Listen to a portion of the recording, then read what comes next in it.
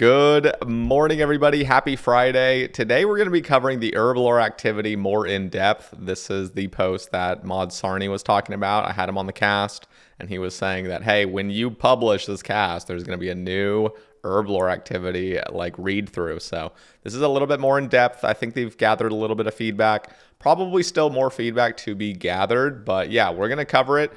You guys are probably already looking at this monster right here. So we're going to give that a little sippy sip as well. But first, I want to give a few shout outs to the brand new channel members, Eugene Filkins, Nightmare, and Michael RH. Thank you guys very, very much for supporting the channel. And also, I want to give a secondary shout out to Joseph and Damon. They asked for a little shout out. Thank you guys for listening to the Rambles. And yeah, so now let's get straight into this, and then we'll get straight into the actual thing. So put it right up to the mic. I know most of you guys like this, but some of you are very outspoken about the whole like mic thing. Ooh, okay, so a lot of you like the I didn't even say what it is. This is the Zero Ultra.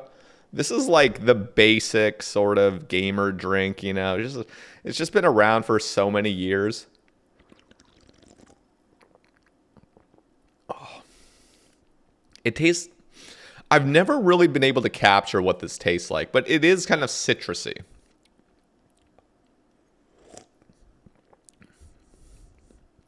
It tastes like citrus, just typical like soda citrus flavor, but it's very mild and it's smooth and it goes down well. It's just like it's pleasant. It's very pleasant. Now, this is one of those drinks that I have burnt out on over the years. Like back in college, I used to drink a lot of these and I burnt out really bad and I hated them for a while. But, you know, you just start drinking them again and they're actually pretty good. So now this is not my favorite by any means. I would probably give this one an 8.6 out of 10.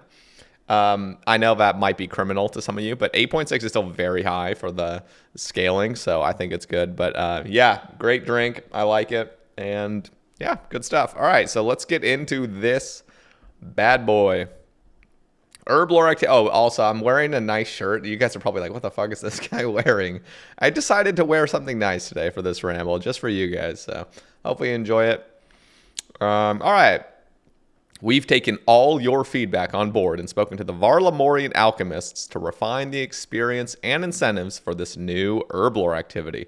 Thanks to the over 13,000 of you that filled in the survey, your feedback goes a long way. So we're going to skip the whole quick summary so we don't spoil anything. Although I will have a news post link down below. So if you guys are like, I can't listen to this guy anymore. It's just way too painful. He keeps swallowing liquids and stuff into the mic. This guy's a fucking joke. Just go down in the description. Well, drop a like and then go down in the description and then just click on the blog post yourself and read it. All right. I need help. Experience and herb values. This still, yeah, it's showing. We saw a lot of discussions around the activity, but it's clear that some of you need XP rates to make an informed decision. While we aren't going to be sharing experience rates in this news post, we want to make it clear that we've heard you. That's all that matters. They heard us. And we are going to be taking that feedback into the balancing stages. Yeah, that's fine. I'm actually not one of those people that really cares that much about the... I mean, I do care about the XP rates, but I feel like just that I understand where they're at. They can't just be throwing out numbers because you know how the community is going to be. If they throw out a number, they're going to be like, you fucking better stick to that or we're going to like flame you later down the line and then something's changed. And, you know, I feel like what's really important is just having a fun mini game and then more or less having it balanced to a rate that most people can agree with. I don't know. So I feel like... I'm going to call them out, but whenever I think of like people that get really stickler about the whole XP rates, I think of Randalicious. Love that guy to death, by the way. I've had him on the cast a couple times. Just fucking great stories. Just super pleasant to talk to. But yeah, I always think of Randalicious when it comes to those XP things. And I feel like he's not been as outspoken lately, nor have many people in the community, at least on Twitter, been like super outspoken about the whole like being super stern on the, you know, XP rates that come into these. So I don't know. I feel like most people have kind of relaxed their view on this, but there most definitely are going to be those people. You guys might even consider me as one of those people. For me, it's just a range. It's never like, it's a pretty wide range. I don't want this activity being 500k XP an hour. but I also don't want it to just be like a measly something that nobody wants to enjoy. So it's just got to be in a nice range. I'm not going to say the numbers right now because I'll get flamed. This also goes for the breakdown of component values. While it won't be updated in this news post, that list will be corrected to reflect Herblore level unlocks compared to the previous sorting by GE value. Great. I like that. Finally, for all the Torstal fans out there, we've added this high tier herb to the roster of components. Because we don't want to rush those balancing changes, the hope is to come back with another news post in the near future to give you some more insight into the activity in terms of gameplay, experience, and interactions with some of the rewards. Cool. Gameplay and UI. A lot of the complaints we saw when trying to visualize this activity is that you don't want it to be like Giant's Foundry, as you spend a fair amount of time focused on the progress bar. For clarity, in the actual game, the only visible UI element will be the order list. However, your feedback has prompted us to investigate other methods of communicating this information, such as NPCs shouting out available orders. We want this activity to be about engaging with the world, not focusing on a UI. The pacing will also be faster than Giant's Foundry. When it comes to actual gameplay changes, we saw a ton of people wonder if unfinished potions could be used in this activity. While that wasn't the case initially, we don't think that's a bad idea. So the mill will be renamed to the refiner, and you'll be able to put both herbs and unfinished potions inside to get your paste. On a similar note, we found out from our conversations that the centrifuge needs something else to make things homogeneous. So we're renaming that machine to the agitator. We're also going to review the other terminology to make it less grounded in reality. Here comes the Mixomatic 3000. Holy shit. A new challenger approaches. The rest of this update will focus on the rewards from the activity, and before we get into the old, let's start off with something new. We saw a lot of feedback wondering why no new potion comes from this activity. After all, this is Herblore. So to keep the Herblore theme going strong, we want to offer a new reward, Potion of Goading. I was very confused on that when I was talking to Mod Sarne. This potion will allow you to set aggro, I'm assuming, on any non-aggressive enemies within a 9x9 of the player using it. This means not only could you re-aggro enemies who've wandered off, but lure in enemies that don't normally pay you any attention, like Dust Devils. Note that you can't use this potion to steal aggro from other players. Let's give you an example of how this could work. Player is slaying Dagonoths in the catacombs. Player's AFK timer hits 10 minutes. Dagonoths are no longer aggressive. Player drinks a potion of goading. The player's AFK timer is reset for the next 6 minutes. Every few seconds, the effect of the potion attempts to find a mob whose southwest tile lies within the 8x8. Why is it 8x8 all of a sudden? The 8x... Oh, wow. Okay. They didn't explain the 9x9. They just said 9x9. So it's a legitimate radius. We're not talking about just like because I was thinking I was already going to make a complaint about this is way too small. I was assuming it's like the size of a bulwark where it's only I guess that would actually only be a 4 tile radius. But they're actually saying an 8 tile radius. So 17 tile full diameter in every direction. Or, you know what I mean, around the player. Of the player and automatically aggros them onto the player. Interesting. So the player's AFK timers reset. So the way aggro timers work, at least to reset aggro, you have to leave the chunk and re-enter the chunk and stuff. So, and there's usually 2 chunks that are active, I believe, or something. It's not chunks, but whatever those aggro things are, they're not chunks, but you guys know what I mean. Whenever you use that plugin, you could see 2 kind of squares that kind of move with you. They're pretty large, but so is the AFK timer being reset for those 2 aggro areas that you're in, and then on top of that, for every few seconds the potion is going to attempt to do something? Because yeah, I don't understand the whole 6 minutes. So if you guys have any better explanation, maybe it's gonna keep saying more stuff and I'm just pausing for no reason. But I am very interested in this. And honestly, I don't even feel like it should be 6 minutes. I feel like it should just be a full-on 10 minutes, you know? And if that's too much for some odd reason, then maybe make it just 5. I know that's like going counter to what I was kind of saying, but 5 at least would match with other potion timers. So it kind of feels like you can click all your potions in a timely manner without feeling like you're wasting them. That's just my personal like OCD talking right there. You know, like it would be cool to like super combat and also drink an aggro potion and just kind of keep that up. If it is every 5 minutes, I'd be okay with every just 10 as well. I think 10's even better. For unaggressive enemies like Dust Devils, the secondary effect of the potion will attract any NPCs within that range towards you. We expect this potion to be effective against most attackable NPCs, but we'll be exploring any areas such as inside raids or against certain bosses where the effect should be negated. Needing a yet-to-be-determined unfinished potion as the base, you'll be able to earn a new secondary from this activity that will act as the reagent to create the Potion of Goading. We hope you like the idea of this new potion and the fact that both the potion and secondary will be tradable. So this is a very interesting idea. I like it. This is the kind of stuff that Caveman Only and I were talking about a couple years ago when he was talking about the Bard skill. And it was very interesting because in his eyes, you know, he wanted something, again, this would be assuming Bard ever came into the game, but it would be like you have a war drum that you just bang and it just re-aggroes everything. And then there would also be like a flute of silencing that like makes everything peaceful. That's like the antithesis of this. So like imagine you're crossing White Wolf Mountain, play the little flute, and nothing's aggro to you anymore. Like that'd be kind of cool. Very, very, very niche. Unless it has like some sort of boss encounter effects where you could just like make it chill for a little bit, like pause, you know. But yeah, that might be just get out of control really quickly if they don't put limits on it.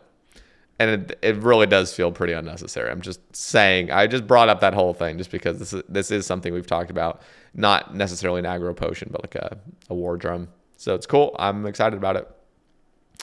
Potion packs. The main concern from this reward was receiving potions you wouldn't otherwise be able to get consistently without using different herbs.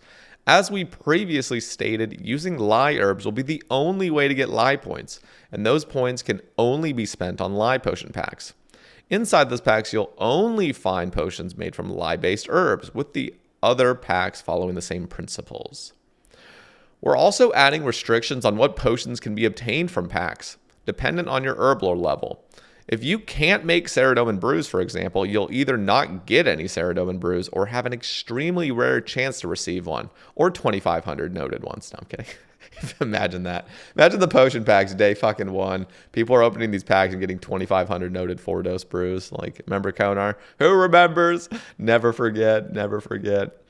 Once you've hit that level, I can't even imagine being that player that pulled that fucking drop and posted it on Reddit. Like, bro, like this game's being destroyed in front of our eyes. Like, Jesus Christ. Once you've hit that level, the scaling will change and will continue to change until you reach the required level to create all available potions from a pack. Reagents pouch. Let's start off with some clarification we left out on the original post and follow up with some exciting changes. First, you will be able to use secondaries directly from the pouch when making potions. We're going to be experimenting with the best user flow for this system, which we'll touch on in our follow-up news post for this activity. Okay. The main piece of feedback we saw was that this reward should be more in line with the herb sack, which we agree with. So you'll be able to carry up to 30 of each secondary in the reagents pouch.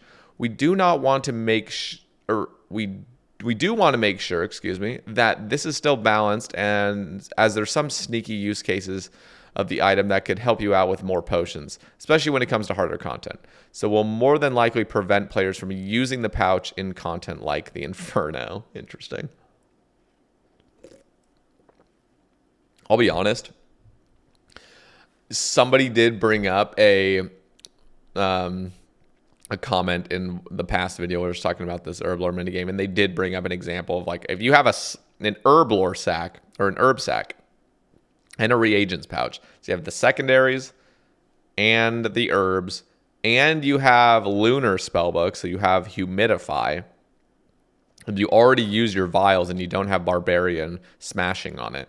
You can literally save those vials, fill them up with water, pull out from your herb sack the herbs and the secondaries you want and make new potions like as you're doing stuff.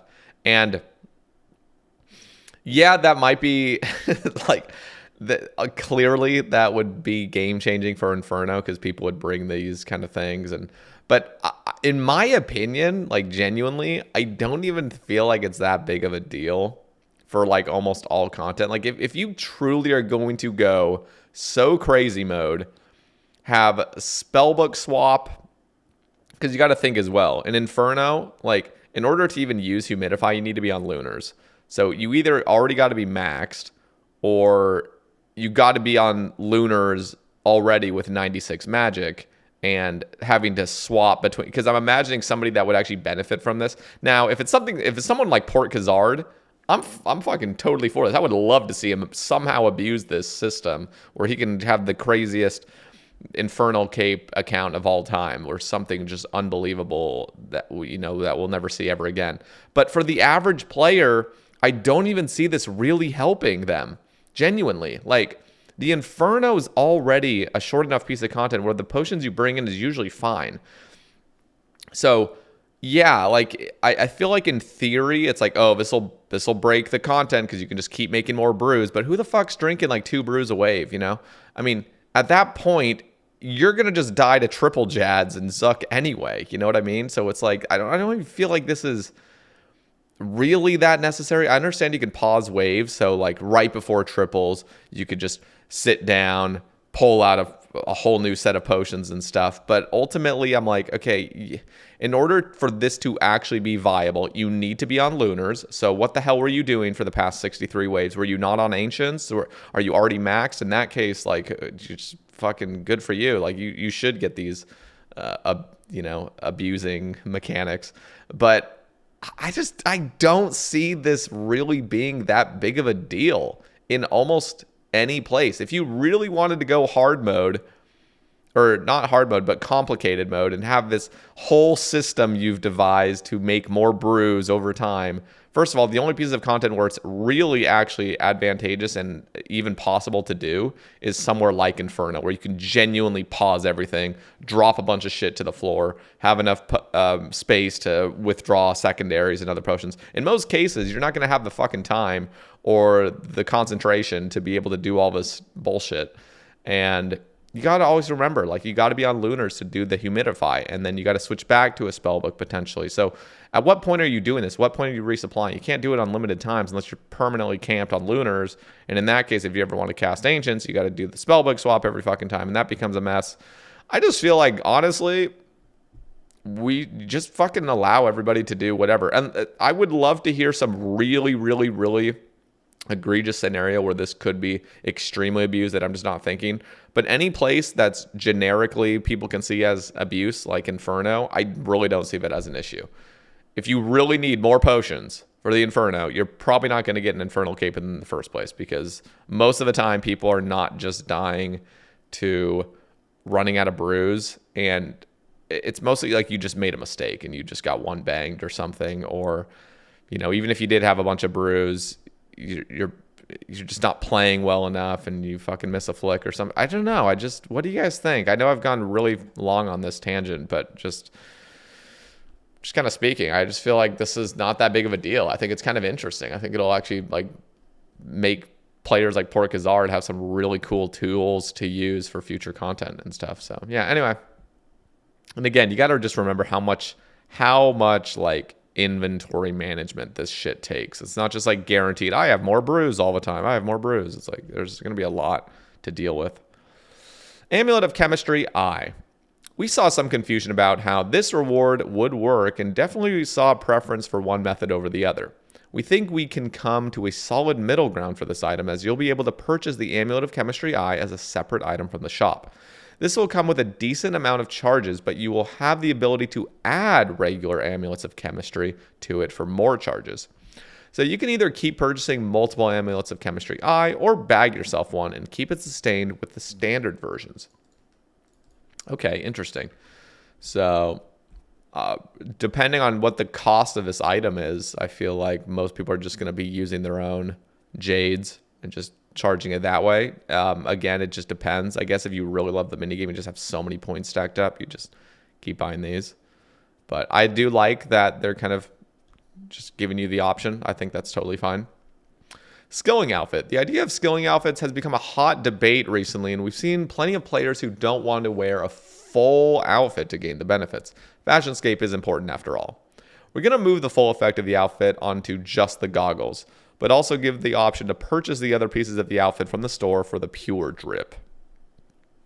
We think this has opened a bigger conversation for skilling outfits in general, and we would like to think about that space in the future in a way that respects both the outfits and your elite fashion sense. I like that. I'm excited to hear what they have for that. I always love Gentle Tractor's suggestion of the whole trinket. It's just like a blessing slot, basically, that holds your skilling outfits in it. So you get all the effects. You've earned the outfit traditionally. You don't need to wear the outfit publicly. You can wear something else, but you're still going to get that little passive effect just from wearing the trinket. Pre-pot device. Okay, let's move on to the biggest rewards of the bunch for our last two feedback points. Like any good concoction, we wanted to make potion chugging feel smooth like this. Smooth. To do so, we'll be offering customizable presets for the device. While you like that most of the rewards from this activity are untradeable, this was the one exception. So as a little treat, it will now be tradable on release. Ooh. Potion storage. Let's finish up with some further information about potion storage. From the survey and conversations online, it was clear that keeping storage focused on the bank is the way the majority of the players wish to interact with this storage solution. While we haven't got the specifics of that system, we want to come back soon with updates on interactions with both this reward and the pre-pot device, as well as refined lists and gameplay for the activity itself. Stay tuned. Finally, to quash any concerns for players, Ultimate Irons will not be able to access this storage. Get shelved. I need help. And that's it for the feedback. We've updated the news post below to reflect these changes and added the poll questions so you can see exactly what you're going to be voting on in the upcoming Herblore Activity poll. Thank you again for all your consistent feedback and interaction. We're super excited to show you more soon. Hell yeah. Okay, cool. I like it. I like that, what they're doing. They're you know, I don't always, but I often say how much I appreciate Jagex's, just transparency and everything. And they're just doing a really good job. It feels like, it feels like it would be a lot to have to go through so many pieces of feedback, Reddit and Facebook. That's such a joke. Type 1 down in the comments if you actually use Facebook to engage with old school news and stuff. And then Twitter, I feel like there's just so much incoming feedback, and somehow they somehow are able to categorize it, prioritize, and see what the players really want and make educated sort of, guesses at least, or, conclusions about what is important for the players. And they always really seem to do a great job. So great job, Jagex. Well done once again. I'm excited for this. Excited to see the XP rates. I'm excited to see what these, what the pre-pot device and potion storage is going to be ultimately. That sounds pretty cool. So also, guys, I made a community post. So I will be doing an AMA, most likely, potentially even tonight, but probably tomorrow. So if you guys go on my channel and click on the community section, I do have a post there. If you guys have any questions, this is an AMA. That is anything, it can be in-game or IRL, or just anything that you want to ask me. Leave a topic down below and I'll cover it. Probably be a very long ramble. I'm imagining an hour plus. So just leave something below if you guys want to. Thank you all for listening. Drop a like if you enjoyed it. Be sure to subscribe. And also, if you guys want to support me directly, you can now using YouTube membership or Patreon down in the description. And it helps me a lot as a creator. So thank you guys very much. And I'll catch you in the next one. Peace.